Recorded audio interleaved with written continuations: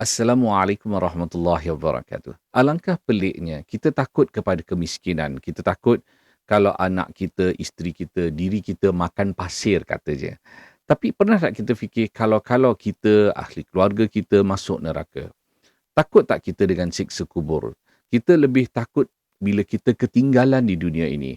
Mungkin orang lain naik pangkat, kita tak naik pangkat. Mungkin orang lain pindah kondo, kita masih duduk rumah flat biasa. Mungkin orang lain dah pun ada kereta mewah, kita masih lagi naik bas. Apa yang kita risaukan? Semuanya berkaitan dengan dunia kerana apa?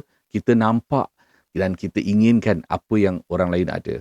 Namun pernah tak kita dekatkan diri, kita tadabburi ayat-ayat Al-Quran dan kita jadi risau kalau kita disiksa di kubur, disiksa di neraka, kita takut tak kalau kita tergelincir masuk ke api neraka? Apa yang kita risaukan untuk diri kita dan ahli keluarga kita? Renunglah, fikirlah.